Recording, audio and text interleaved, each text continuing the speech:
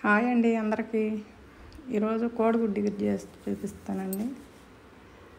కోడిగుడ్డు ఇగురికి ఒక 6 గుడ్లు ఉడకబెట్టి పక్కన పెట్టుకున్నాం. తొక్కు తీసి స్టవ్ మీద బాండలు పెట్టేసి ఒక 2 స్పూన్లు ఆయిల్ వేసి, ఇది మనం చెక్క మొగ్గ లవంగా మసాలా వేయకుండా చేస్తున్నామండి కూర. ఎందుకంటే ఎప్పుడు మసాలా తింటే మనకి ఆరోగ్యం, ఎప్పుడు చికెన్లో మటన్లో ఎగ్లో కూడా వేస్తూ ఉంటాం. మనము తిన్న టేస్టీగా ఉంటుంది, మామూలు ఎవరైనా గ్యాస్ ట్రబుల్ వాళ్ళు తిన్నా టేస్టీగా ఉండేటట్టు చేస్తున్నాము. ఆయిల్ వేసి ఆ ఎగ్ వేయించి పక్కన పెట్టేసుకున్నాం. ఎగ్ వేయించి పక్కన పెట్టేసుకొని అదే ఆయిల్లో ఒక 2 ఉల్లిపాయలు కోసి పెట్టిన ముక్కలు వేసి వేయించేసుకున్నాం.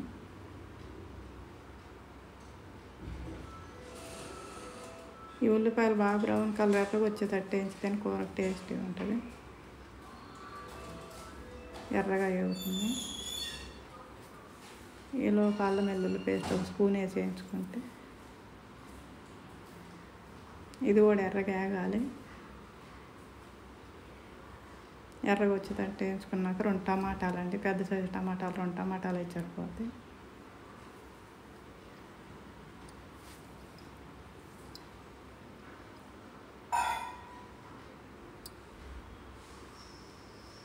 ఇవి కూడా బాగా మగ్గేటట్టు వేయించుకొని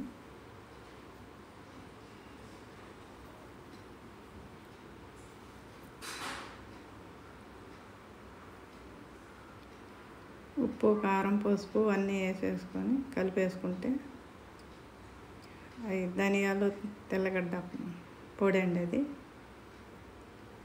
అన్నీ వేసి కలిపేసుకొని ఇంకా కొత్తిమీర ఉంచుకొని లాస్ట్ వేసుకుంటే సరిపోతుంది. ఇవన్నీ ఆగనివ్వాలి. వేసినాయి ఒక పావు లీటర్ వాటర్ వేసి సరిపోతుంది. వాటర్ వేసేది మూత పెట్టేస్తే బాగా దగ్గరికి రావాలి. ఉడికి దగ్గరికి వచ్చినాక మూత తీసుకొని పెట్టుకొని ఎగ్స్ కూడా వేసేసుకుంటే